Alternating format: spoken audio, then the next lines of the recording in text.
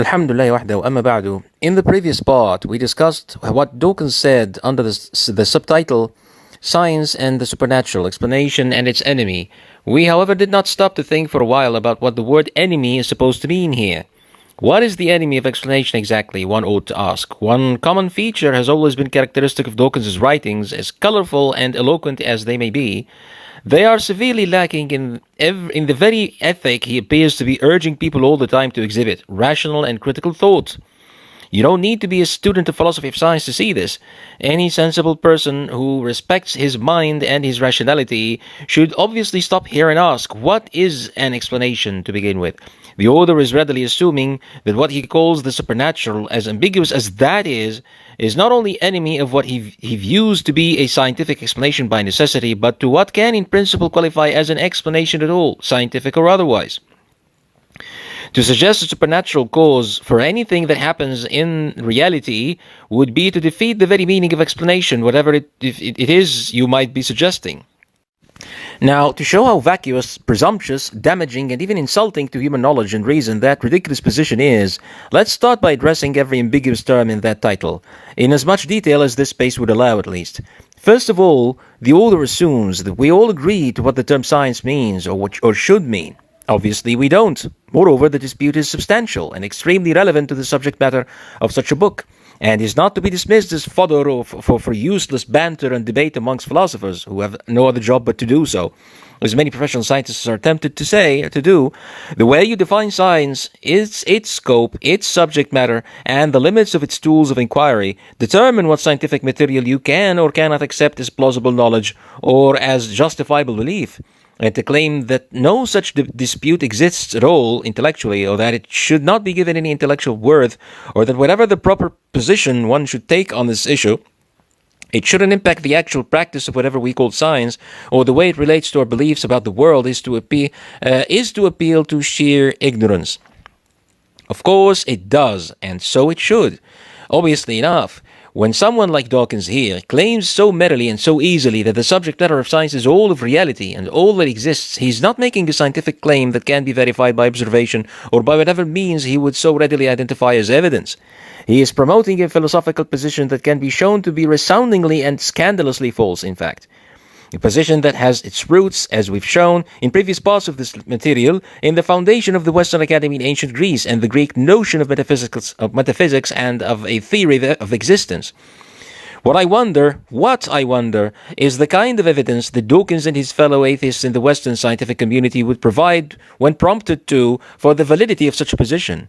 Or are we required to just follow blindly with such fundamental issues are concerned, when such fundamental issues are in question? To follow science without asking whether or not the subject matter of this or that academic practice or this or that scientific claim is justifiably a subject for scientific inquiry in the first place is to act on the very same blind faith that Dawkins is so notoriously opposed to. In reality, he only asks people of religion to shift from faith in whatever they believe to another faith instead. Okay, a naturalistic faith that is every bit as blind and groundless as that exhibited in any false religion or false doctrine. Indeed, it's even more irrational than the famous example he likes to give in ridicule of all religion and religious practice, of those illiterate tribes in Africa and Amazons dancing around the totem or around the fireplace. At least those tribes have chosen to accept the necessary fact that they have a maker, sustainer, beyond this world, to whom they should commit their lives and to whom they will answer, and that there is indeed a limit to the epistemic authority of human observation and human analogy and reason that it should not overcome. In terms of these two particular issues, at least, those savages who know very little of modern civilization are, in fact, far more sensible and reasonable, rational, than someone who has chosen to address all of reality with some grand theory or universal analogy of nature's and fundamental material constitution, arbitrarily chosen, based on nothing more than experience with this very limited part of the world that we humans actually observe. What is the world to a scientist, and how does he define it in the first place? If he claims it to be all that exists in reality, then he is readily committing a logical fallacy, since by necessity this composition we observe around us, the order it has, and the rules it follows in our limited experience are all contingent. They could have existed, they could have easily been otherwise, they could have easily not existed at all. We know for a rational necessity that it all must have originated from a source that is not in itself one of its parts, and that it could have easily been made by choice in an entirely different manner than we actually find it to be in our experience. Okay, the very idea of a nature in certain types of matter being in a particular manner rather than another, when it could conceivably have been entirely different, is a clear testimony to the deliberate choice of an entity that is not itself subject to those laws it ordained in reality. If the best answer you have to the question, why are the laws of nature we experience in this world the way that they are rather than any other way, is simply to say because of another more fundamental laws making them thus, then you are suffering from circularity and regress so absurd that you have to be blind not to see it as such. This is not a propositional argument I'm offering here, brothers and sisters. I'm not arguing from contingency, as some might be tempted to comment. Please pay attention here. I'm only refuting the Greek metaphysical claim that all existence is fundamentally the same. The position I'm refuting here is the blanket belief that if it exists in reality, whatever it is, then it is such that it follows the same natures and is made up of the same kind of material constitution that we're familiar with in things of this world that we've thus far observed, according to the analogy of the theory. The world is thus conceived the compendium of all things that exist, and thus whatever we observe in this part of it should be true of every other part, and thereby of everything that exists in reality by the very merit of its existence, of its being out there. Okay? Obviously, this is a ridiculous belief that cannot be shown to be valid by someone like Dawkins, and it can easily be refuted by those who oppose him, and yet it is taken to be an unquestionable fact upon which an entire belief system is to be founded. Now, how does this even begin to qualify as a discourse of reason, rationality, I have to ask? And who's the one who is actually inviting you to follow him blindly when all is said and done, brothers and sisters? If you're sensible enough to admit the obvious and to believe that reality is not all the same in this manner, you would then admit that those laws and natures we experience must be the way that they are for a purpose, a particular reason that has to do with why the world as a whole exists and why we humans exist at all in it. Okay? And if you're someone who thinks this way, then you would readily admit that the very idea that the laws of nature we experience in our limited scope of existence within this world must be universally valid and apply to all parts of the world all the same is in direct contradiction, in conflict with the teleological foundation we must admit to there being laws at all in the world and to them being the way that they are rather than otherwise. The matter we are familiar with works in this way with thus far experience because the very purpose of our being in this world requires it to. The very purpose of them being in this part of the world. It's a prerequisite of a world created for a purpose, part of which is for humans who exist in this portion of it to do what they do, the way that they do it, and to live like they live as a species, not otherwise. So why should we expect to find those very same laws applying and holding true in exactly the same manner in every other part of the world all the same? Okay, this doesn't make sense. If planets and stars we observe were actually created for a purpose, and that purpose has to do with us humans observing them, then on what grounds should we believe that everywhere in the world, beyond the observable universe, from end to end of the universe, there should be planets and stars looking and behaving in exactly the same way all the same? Okay, the Greeks would respond that reason as a human endeavor has no grounds to propose the existence of anything different from the substances and natures that we've generally experienced thus far as a breaker or limiter to the ultimate analogy that we can put forth here. There has to be a single type of fundamental substances or substance, okay, fundamental substance, matter, or whatever you would call it, that explains all of reality being the way that it is. Because to them, in their sheer methodological sophistry, the scholastic fallacy, if you will, no knowledge about existence as a phenomenon can be achieved any otherwise. things are the way they are, and they have the attributes that they have, whatever they are, those attributes are, because they are constituted in this or that way, according to the analogy of the theory. And if a philosopher fails to present himself to people as a bearer of the torch of ultimate truth in this respect, then people would insist that he should follow those who claim that position under authority of religion. It's either this way or that way. Follow the prophets or the philosophers. Okay, and as we've shown in previous parts, the entire enterprise of philosophy as an intellectual practice was founded on the intent to escape intellectually and argumentatively from such a binding commitment, the commitment of submission to prophets. Thus emerged the belief that the reasonable and sensible position to take with respect to existence per se is to hold that all that exists in the realm of the unseen is fundamentally similar to that which we experience, unless someone manages to show propositionally that some exception or exclusion is to be believed or embraced. And since without granting the mind the right to encompass all of reality in one major analogy or theory that explains why things are observed to be the way that they are, the philosopher would have no intellectual grounds to challenge such claims of the unseen heralded by people who claim to be following the revelation from the creator of all things, a revelation from the creator of all things, teaching people what the world and what life and death are about. Thus it had to be such that the metaphysical theory of all existence becomes the first step that any reasonable person should start from as foundation for everything they know about reality per se. Reality as such, something is real only if it accords with the theory. Which in turn meant that for anyone to show or to propose that something exists in a manner that does not fit with that analogy, they still had to start and to establish their argument based on that very same analogy itself, to prove that God or anything it exists, or anything like it exists, or anything like him, like that being exists. You have to show in a certain canonical manner that substances, whatever those are, can only be the way the theory claims them to be, because an unseen being exists such that it makes them so. If you can end up with such an argument, then you have successfully proven that God of yours does in fact exist. Okay, or so the mutakallimun believed anyway. Okay, it thus follows, as we've shown, that entity itself is not a substance. Okay, and if a theory is such that all things existing in reality exhibit whatever attributes they have because they are substances, then it follows that being cannot itself exhibit all attributes at all, because it is the being that originated everything that can be called a substance. Okay, this is where the fundamental error of the Kalam method emerges, as we've previously explained, the fundamental contradiction at the very foundation of it. The cause for the fundamental methodological error here for the principle of ta'til in Kalam is that the Academy teaches that whatever exists, okay, as such, has to follow the prevailing theory, whatever it happens to be, for its existence to be validated, to be justified rationally. All right?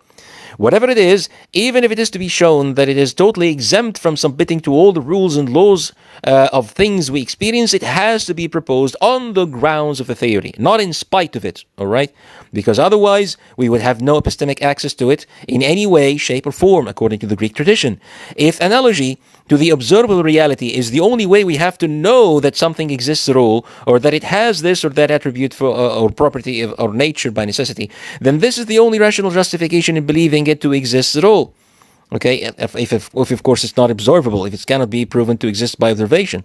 But then again, by whose decree is it to be determined that analogy in its different types and forms is the only way that we humans reason about reality or know that something, anything at all exists, something or anything at all exists? Okay, this is the position of someone who has readily chosen to believe that there is no previous innate knowledge in humans, establishing such basic facts, basic beliefs we described earlier about the creator of the world and the necessity of higher teleology underlying its every part, and thus limiting the scope of epistemic access that explanatory analogies should be given. Explanatory analogies. Okay, the scope of what we can know about unseen reality must be limited as such. Remove this foundation from underneath human reason, and that's what you're left with, brothers and sisters. The grand theory of reality that philosophers propose will thus take necessary dominion over all of our knowledge, every single part of it. It will prevail. Okay, so much so that even if we wish to prove that the world has in fact had a maker, okay, then only from that theory should you work your way up. Okay, that's the only way that you would be allowed to take. only route that you will be allowed to take. The belief would thus be that things that exist in reality are all substances, constituted as per the theory, unless you can show from the theory itself that other kinds of things can or should exist. All right? Now, a very relevant modern-day example to this problem, the problem of Greek metaphysics, and that it has been posing over the human minds and human reasoning for ever since it came into existence, is Einstein's general theory of relativity. Originally, the GR theory was conceived to be a description of all of matter, everywhere and always. Okay, all the time. Anything that exists in time or can be said to have a position or direction in space with respect to anything else at all must be such that its motion, action, behavior, or any event that can be attributed to it somehow is in a manner that can be explained by the theory's ontology. We will consider the question of what the term explain really means in further detail later on, but that's generally what the theory is about.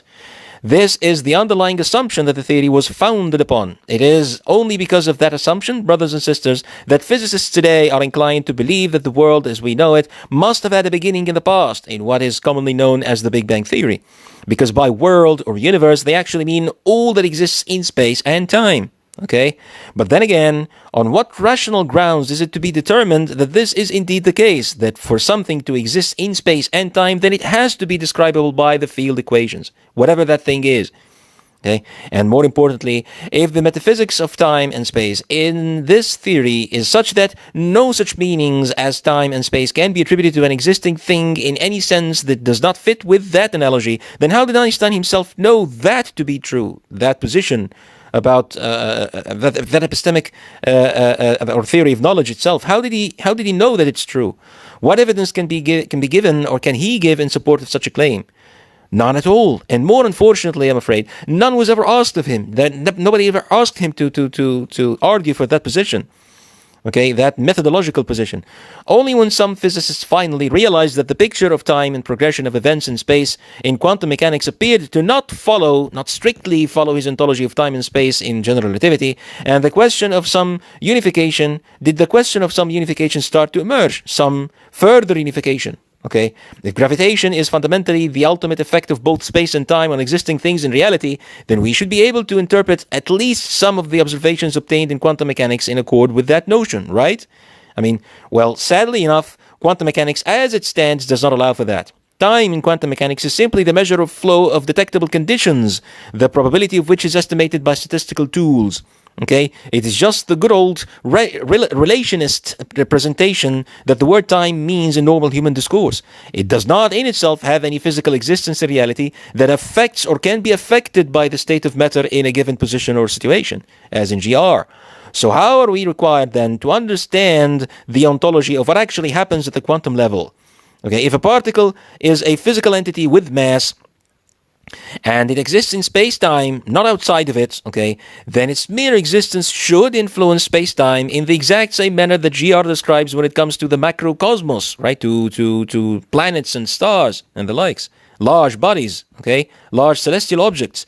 The problem here, brothers and sisters, is that if you give an affirmative answer to this question, you would meet with the problem that no such effect has ever been detected in fields or particles of the subatomic level.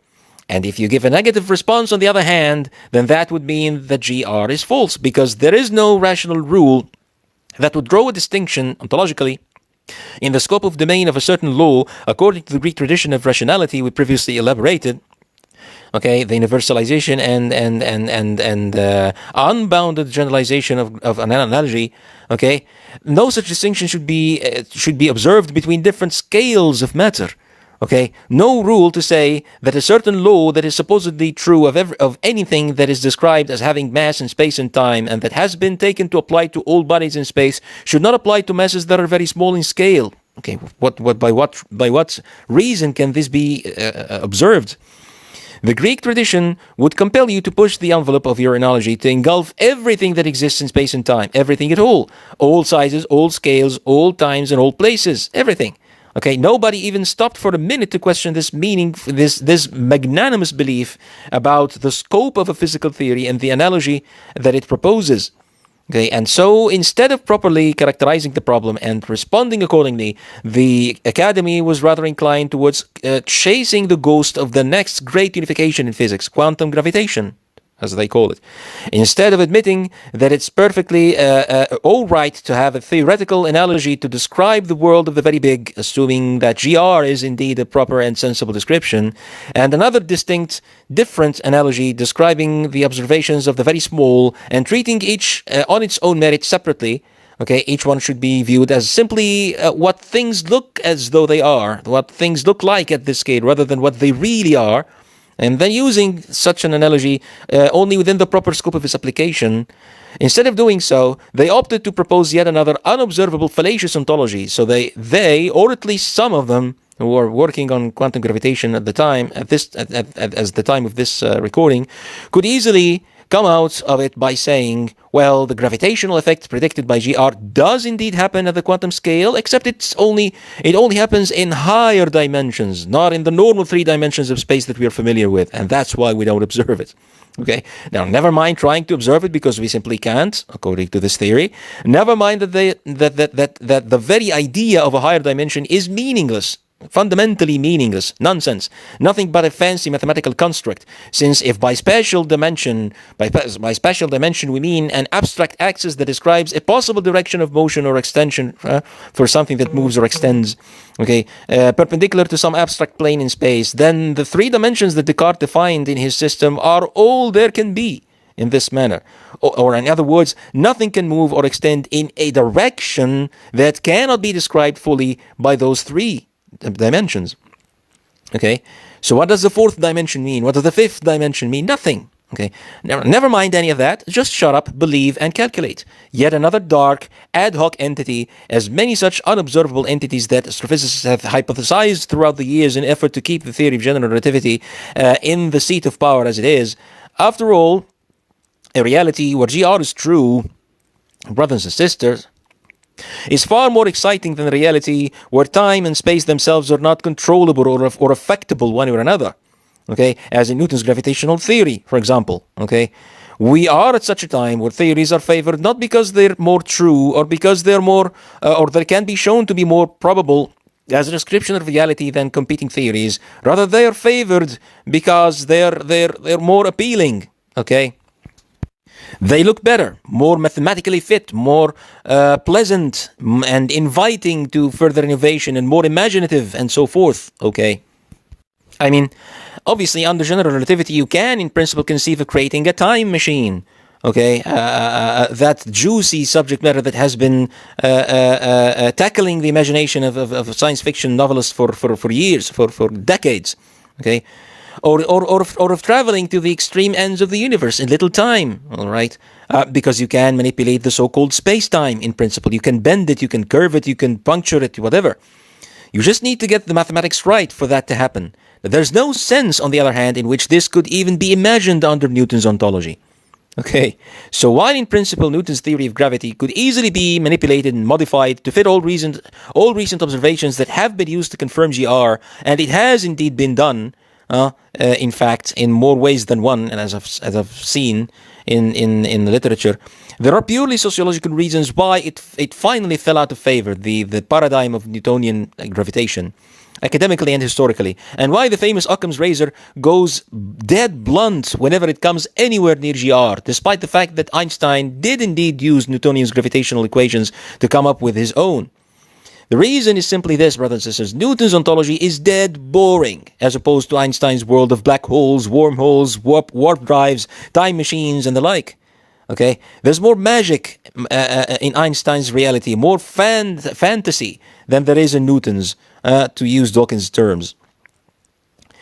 The problem with the metaphysics of time and space in GR, however, goes way deeper than most physicists are trained to realize, I'm afraid.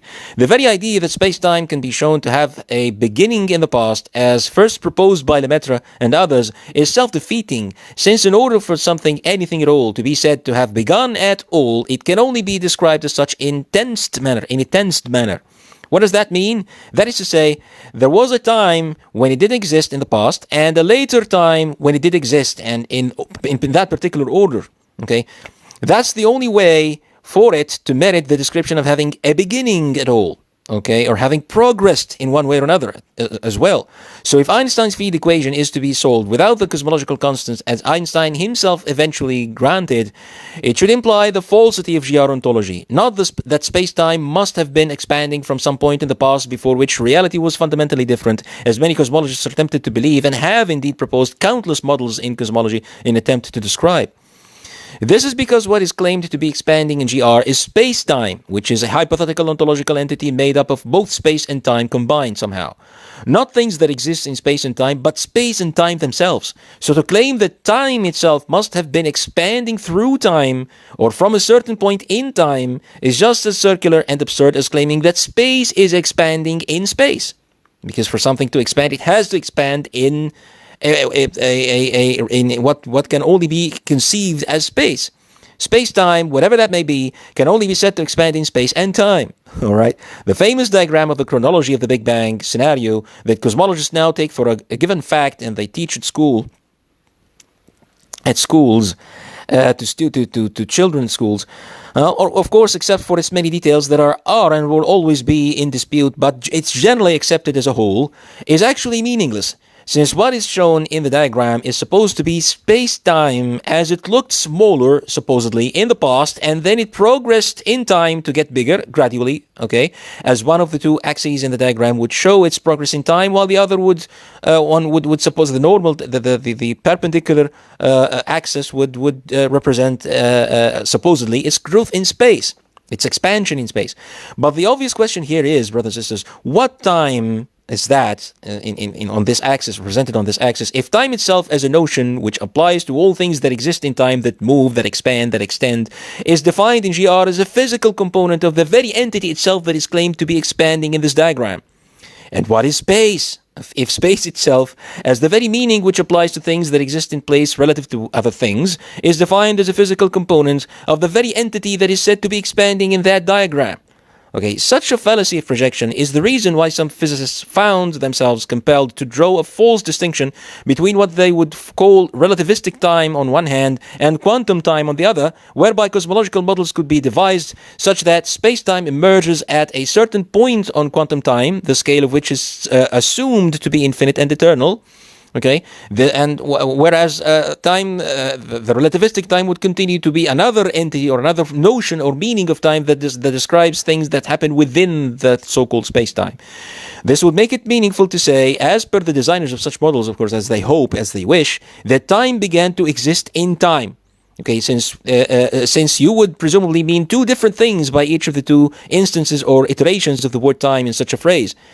This, of course, two different things, okay? This, two different meanings. This, of course, would merely be an appeal to arbitrary choice of definition, because in both instances we are supposed to be describing the exact same family of meanings that we generally call time in linguistic discourse, which are necessarily entailed by such meanings as event, happening, beginning, okay, progressing, expanding, and so and the like. So either the first definition is true of all such meanings, or the second, or neither. Okay, it cannot be conceived that an event would be properly said to have, or a process or a progress or whatever, could properly be said to have started to happen or have continued to happen according to one such definition, and not to be describable by that very same meaning according to the other definition, whereby both definitions would be equally acceptable for what we generally think of as time in one theory. Okay, no plausible theory should embrace two contradicting or ontologically incompatible definitions of the same term simultaneously, but that's exactly the case here. At least in most cosmological models I've seen that employ, any cosmological model actually that employs some form of quantum time. So to think of a metaphysical definition of time or space whereby the so-called space-time may actually be expanding, okay, as is commonly accepted and propagated by modern cosmologists today and astrophysicists, is to commit circular reasoning at best. Space expands in space and time begins in time. Okay, this is ridiculous, brothers and sisters. Furthermore, it cannot be said of something to have been expanding from eternity past. Not because there can be no such size than which nothing is smaller. Clearly, any size you can imagine can, in principle, be halved, and its half can yet be halved again, yet again, and so forth and so on to no end. And you can conceive of that mentally as potentially, okay, but because assuming it would turn But because assuming it, okay, we reject this idea not because of this, but because assuming it would turn a supposedly true ongoing physical process into nothing more than a futile, absurd exercise of mathematical abstraction with no theoretical ties to the components of the physical world we now know, or the way the world actually works, just like in the famous Zeno's paradox of Achilles and the tortoise, for example. In Zeno's paradox, Achilles is not actually running as he should be in real life, as actual running, as actual motion happens in real life. Rather, he is committing himself to only moving from one point to the next, one step at a time, quantumly, so to speak, under the condition of moving each step for half the distance he moved in the previous step. Every time he moves to half the distance he moved previously. Okay, one step at a time. This, of course, would mean that he eventually would tend to a halt. Okay, he eventually there should come a point where he fails to even move his feet for the distance required, and so he stops. Ends of story. The motion stops. Realistically, okay. Similarly, attempting to describe an actual process of expansion, of course, according to those who believe that it actually happens, okay, which is, and I'm now arguing here under the assumption that it is in fact happening, this expansion. So, attempting to describe an actual process of expansion in a manner such that it would have no starting point in the past would be nothing but a futile exercise of mathematical abstraction, just like the example we've just described. Since imagining a process wherein the size of space-time is halved in every step going backward in time indefinitely would not be describing an actual physical expansion in any sensible manner. Rather, it would be describing an infinite regress of mental steps that have no bearing on reality. Besides, no physical process or effect can be said to have been going on from eternity past, since it must have had a preceding cause in time to be the way that it is. Cause for it to be the way that it is, apart from whatever it is that may be causing it to continue processing and happening in time. If it is thinkable, rationally possible, that it can exist in a state where it doesn't expand at all, then it must have been caused to expand in the past at some point, which would again defeat GR's ontology with respect to time. Okay? So to sum it up, the metaphysics of GR is profoundly irrational, regardless of whether or not the so-called space-time is claimed to be expanding, and it becomes even more irrational under an assumption of expansion. Yet a physicist from that tradition would reject the idea of a single universe that has been expanding from eternity past due to technical issues with the way the mathematical expression is written, not because it would reduce the necessary creator of all things into nothing more than an eternal engine for an eternal process that has no purpose and no end and no meaning whatsoever, or because of the fallacious ontology that we've just shown. No, none of that. Okay, thus some would try to get around these difficulties by proposing a multiverse rather than a single universe. Universes that are born inside each other, or a multitude of universes happening together, or in a sequence, or in some sort of a series. Okay, a cyclical model or something like that. Okay, the trick would be to arbitrarily redefine the term universe metaphysically rather than redefining time. Okay, so it's simply displacing the problem metaphysically speaking. It's not solving it. Now, a similar problem to that of applying GR to the world of the very small appears to obtain when you try to apply certain theoretical claims about quantum reality to the world of the very big. Okay, this, however, is not due to the metaphysics of time and space, as in the problem we discussed earlier. It's rather due to the simple fact that the analogies employed in characterizing and describing the things we detect in quantum experiments and observations are, in fact, nothing more than just that. An analogy, a metaphor, okay? Things only appear sometimes as though what we're observing are particles, whereas in other times they would appear as though they are waves. They would behave like what we call waves. What actually exists down there is something else altogether. It's neither a wave nor a particle. However, we have to make an analogy to something familiar in our experience if we wish to be able to predict what happens regularly at that level in any useful manner. Okay, so where from does the error arise, brothers and sisters? It arises from people forgetting that the models and descriptions we have of the quantum realm are merely arbitrary analogies, not an exact description of what is actually down there. A quantum particle is not really a tiny sphere as one might imagine. It's rather a packet of energy, so to speak, Of course, energy itself, the term energy itself is problematic and ambiguous as it comes. But for the purposes of this discussion, let's just say it's rather a packet of energy, okay, whose center can be analogized to the center of a sphere for ease of description in certain models. This issue is not a marginal problem or something that I'm making up here. The question of the extent to which one is justified in believing and accepting the reality of a theory's ontology is ontological components or claims being actually true in reality in what is out there, is one that is to be taken not to be taken lightly. It's a serious debate that about scientific realism, as they term it, that troubles even the most dedicated naturalists in circles of philosophy of science.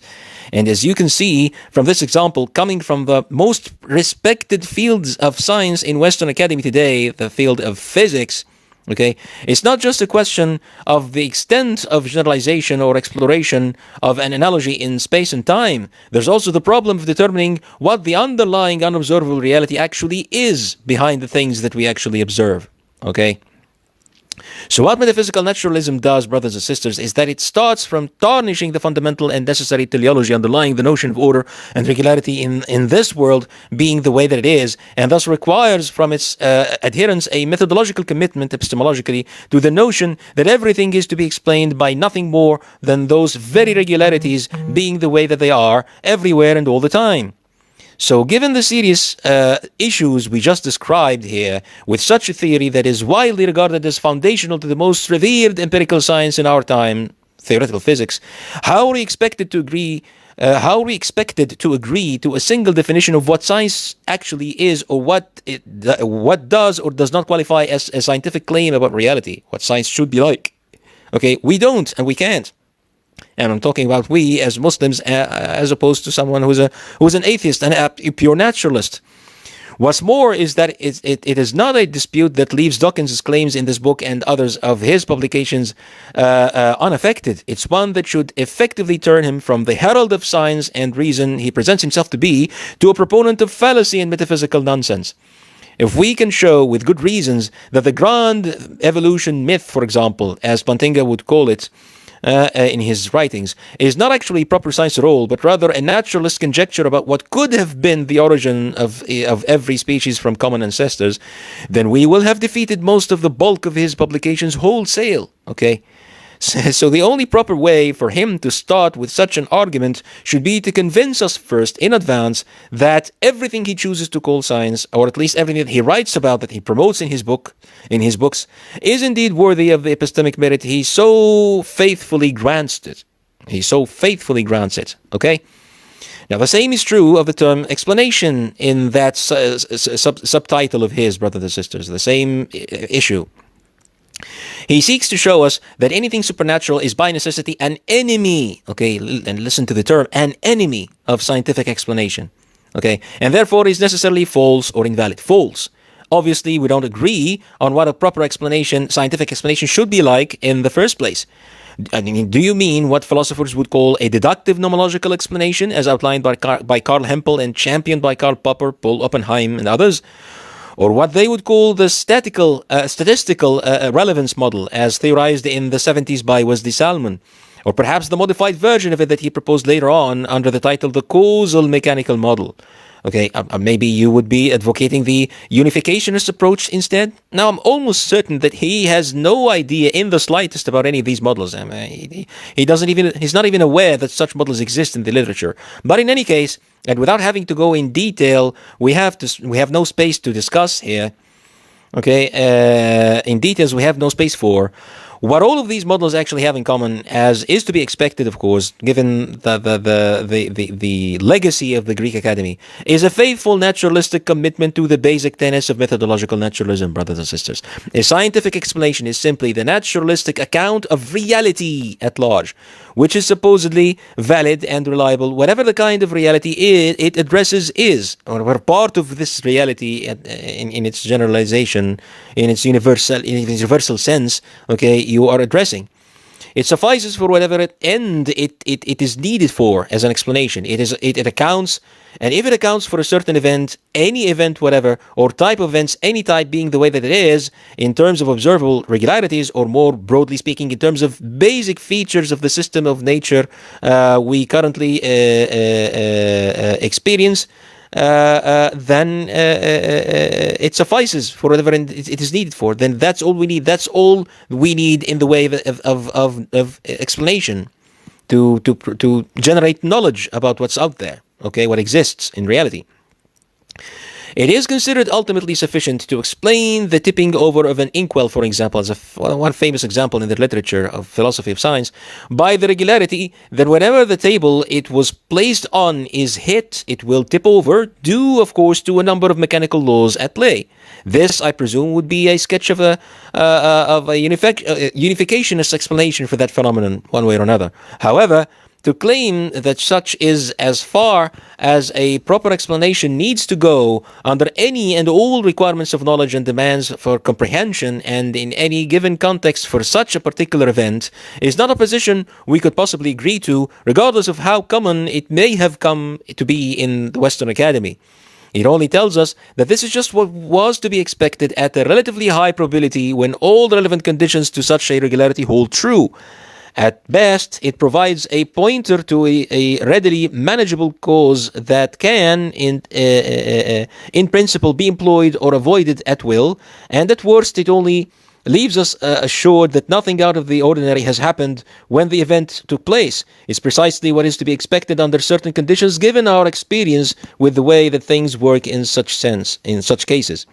Obviously enough, it says nothing about the reason why this regularity exists at all, rather than otherwise, or what unobservable factors, forces, entities, beings, matter, etc. may be at play to keep those observable natures characteristic of those kinds of matter in our experience, or why all the necessary causal conditions did, in fact, hold true in this case when they could easily have not obtained, as can be seen in some other cases. Okay. Of course, one could still come up with a naturalistic explanation for the inkwell not tipping over in certain instances of one's leg hitting the table. However, this does not tell us about the reason why the entire system of causal conditions and counterfactuals involved happened to be such that it would not fall in this case, as opposed to other cases where they were such that it would. There is obviously an extremely complex network of causes involved in what may be considered complete causation for such an event to happen in exactly the way that it did rather than otherwise, at exactly the time and the place and the circumstances that it did. There is also a necessary teleology in determining the exact way that all things would be like rather than otherwise. Obviously enough, that's not what we ask about when we demand a practical explanation that would teach us a lesson about what we should do in the future to avoid a certain outcome, for example. Perhaps that's the limit of a scientific explanation, okay? For it to be plausible, considering its practical scope or epistemic function particularly. Okay, why do we inquire about an explanation in purely scientific terms as from induction and relevant faculties of the mind, the cognitive faculties, to the empirical process of learning about the world? Why do we do that? As someone who is not a naturalist, but rather a believer in the great beyond, I should limit the scope of the answer to such a question to normatively plausible instrumental purposes. The function of a scientific explanation would be merely to help us to learn how to do this or that, or how to avoid certain negative outcomes from repeating or obtaining. This is precisely why when you look at it carefully, you would immediately realize that any particularly worthy scientific explanation is actually a description of how things happen or can be made to happen. You ask why X happens when it does, because in practice you wish to learn how to obtain X, how to benefit from it, or how to prevent it or avoid it. Okay, that's about it. So one clear and simple litmus test to determine whether the scientific explanation someone inquires about is in fact worthy of inquiring about scientifically is to see whether in fact the why in the query can be rewritten somehow in terms of a how, okay, or for some practical purpose as such. If no such instrumental purpose can be conceived for a question about an explanation, a scientific explanation, one way or another, then the question is not to be addressed through the scientific method in the first place.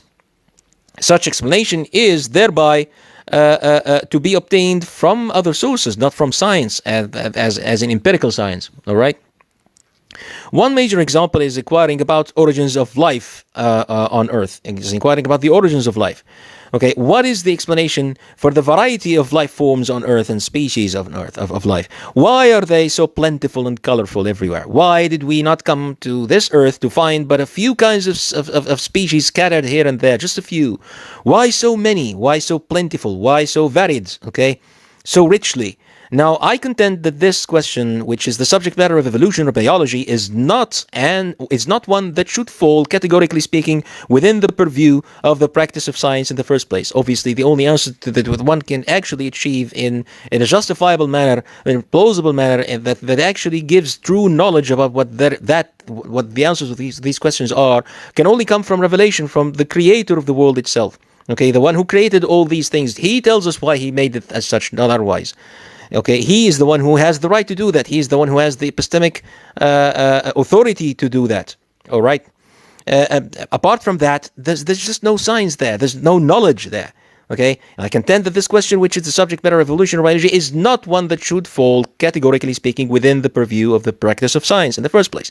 Science, brothers and sisters, is about regularities we observe in our experience and events we can repeat, in principle. Obviously, the emergence of all species and a variety in the biosphere as such is not something that we have experienced anything like, or such that we can repeat it at will. Okay, it's obviously that case. That's obviously the case. So when someone demands a scientific explanation to provide valid knowledge in response to such questions as phrased above, they are not asking for a proper application of the tools of human induction in service of just a justifiable instrumental purpose. No, rather they are seeking a naturalistic substitute for the kinds of answers that only religious scripture would formally provide. They are seeking a naturalistic mythology in place of what religion and religious scripture would teach. They seek to establish a detailed naturalistic worldview, where in place of religious explanations and narratives, a purely naturalistic narrative could be embraced, would be put forth, one that is fully furnished and would provide intellectual depth and breadth for the naturalist worldview or intellectual fulfillment, as Dawkins himself once described it, intellectual fulfillment. Okay, it's all they need to have. The atheist would then be able to claim that modern science has finally taught him what people should believe in those big areas of inquiry where other people would only follow ancient books of scripture. Okay, outdated, that's what they would have it. He would finally be able to claim that science has given him the edge he needed to fully justify his atheism in rational terms. Of course, in earlier centuries, before the Renaissance period, that is, philosophy was the craft that had that glorious task as a fundamental part of its historical raison d'etre, so to speak. Once science took precedence in people's reverence, however, it had to be science that carries that torch now, okay, explaining all of reality and all of existence through academically glorified tools of reason. All right, that's the job of science in this day and age. Thus, Darwin sought to answer those questions about complexity and variety in life forms on Earth through some analogy to observable gradual hereditary changes in certain species, not because there was some practical purpose behind this pursuit, obviously there aren't, but because he had a purely religious motive in mind.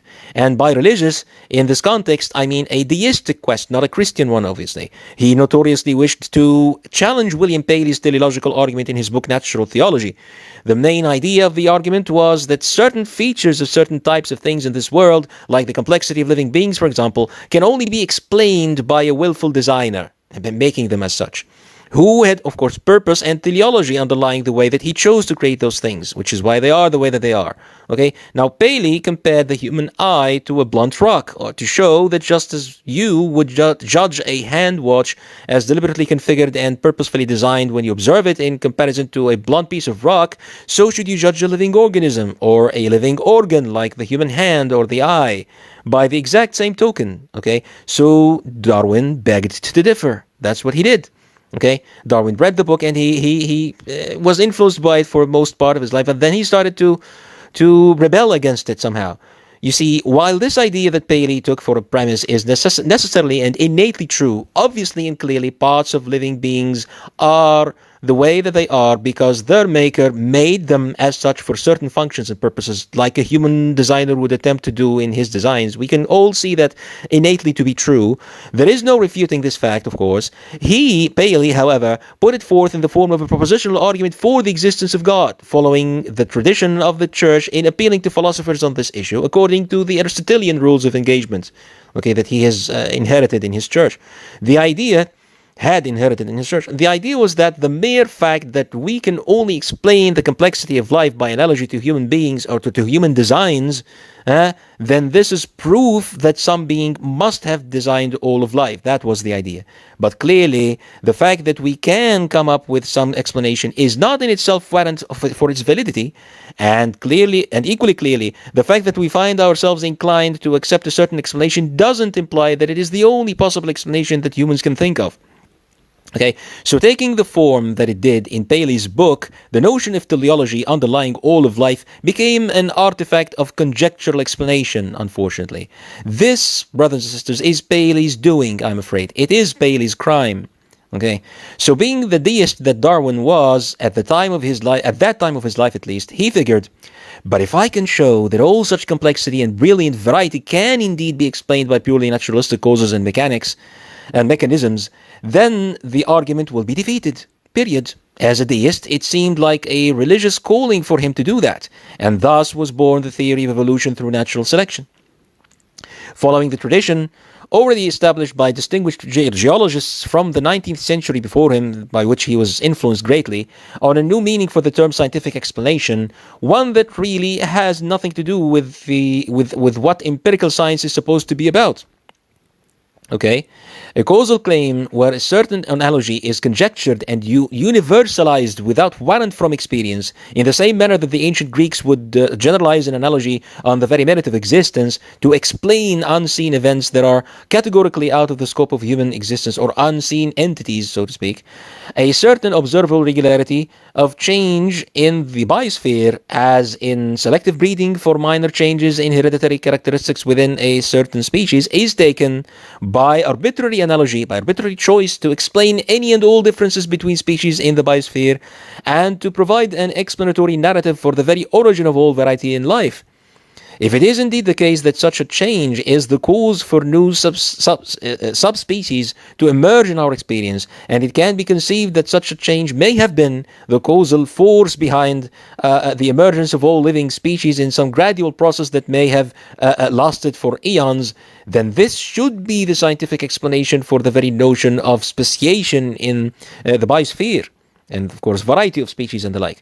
And that's it, brothers and sisters, that's it. And if we can indeed interpret many findings and observations to fit with that analogy, which is what scientists would do in this respect, then they become evidence for its own validity. Okay, additional evidence, and that's actually what they mean when they tell you that they have hundreds of thousands of bits of evidence for evolution. Automatically you find yourself propelled from a may have been clause or a may have been story to a statement of scientific truth, a statement of scientific belief about what is being explained.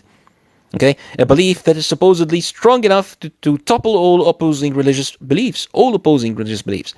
Any species at all, anything that can be properly called a species, must have emerged from a previous ancestor in this particular manner, which in turn must have emerged from another ancestral species before it in the same manner, and so on and so forth, until all life is finally shown to have emerged from very primitive beginnings that had no complexity at all.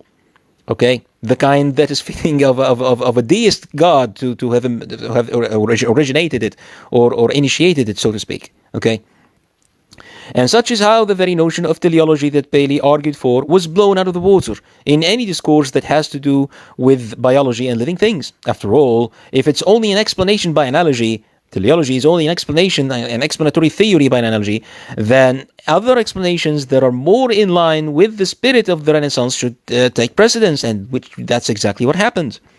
This is precisely why Michael Behe and his companions were easily defeated and refuted when they claimed they had stumbled upon certain observations that Darwin's theory could not explain, natural selection could not explain. Darwin himself, and of course, random mutation. Darwin himself was, of course, mistaken when he stated in his book that if indeed someone could come up with a case that cannot be reduced to steps of gradual evolution, then his theory should fall. This is the part that inspired Behe, actually, as it stands, to propose the thesis of the irreducible complexity. Okay, This is because by explanation, what is actually meant in this context, brothers and sisters, is nothing more than a purely conjectural assumption that looks like it could be true. Looks like it could be true. In terms of basic rational possibility, I mean, assuming, of course, that the basic tenets of evolution are rationally plausible, which is something we will probably come back to later on the course of this material. And by reduction to gradual steps, all that one has to do, what is meant is that all that one has to do is search the biosphere for species or biological systems that look like they could be arranged in order of complexity from one that is least complex to one that is most complex in a single family. Okay. Once you've done that, once you've found those, and you most certainly will, given the sheer ambiguity of the term complexity and the arbitrary use of it in this context, you will have successfully shown that something as complex as the human eye, for instance, could have evolved in gradual steps. Okay, you can easily show every one of these steps to exist somewhere in the biosphere. And thus, you will have made your case for science here as best as can be made. This would be it. This would be the scientific explanation for the emergence of the eye, according to Darwin. So all that a Darwinian really needed to do to refute the irreducible complexity argument was to show that the complexity in question is indeed reducible in the same manner that has been followed in pretty much every observation that the theory absorbed through interpretation in building up its intricate mythology. Of course, they should be able to come up with some conjectural assumptions that fit with the basic mechanisms proposed by the theory. Of course, they would be. They should be able to do that. And given the subject matter of the theory, there can be no determination of either the truth or falsity of their assumptions through observation. It's simply a game where those with the wildest imagination would win. Okay, when it is the case that no amount of induction could really warrant the claim you make in explaining certain unseen and unmatched events, unique events in history, by their very definition, then all observations can be interpreted to support your claim just as well as they can all be interpreted to support any other claim, all right, equally. And at that end, and at the end of the day, those who appeal best to the general metaphysical inclination and current taste of the academy would prevail. And thus, of course, you would find the word enemy emerging in literature such as this book here, as this subtitle that we're commenting on. The enemy of scientific explanation is, thus, in reality, as you should be able to realize by now, brothers and sisters, really only the enemy of doctrine of naturalism. The enemy of the doctrine of naturalism, okay? We not the enemy of science or reason or what explanation should be like, but of the religious apparatus that has been employed throughout the last few centuries to establish the monumental scientific worldview of metaphysical naturalism. Wallahu musta'an, wa la hawla wa la quwwata illa billah. قناة إقناع فيما نرجو سحابة خير أمطرت على أرض جرداء تحمل من كل زوجين اثنين المؤمن والملحد الضال والمهتدي الموقن والشاك فأنبتت بما تحمله من ماء الحياة حيث نصوص الوحيين ثمار اليقين في قلوب المؤمنين وصقلت بذات الماء قلوب المعاندين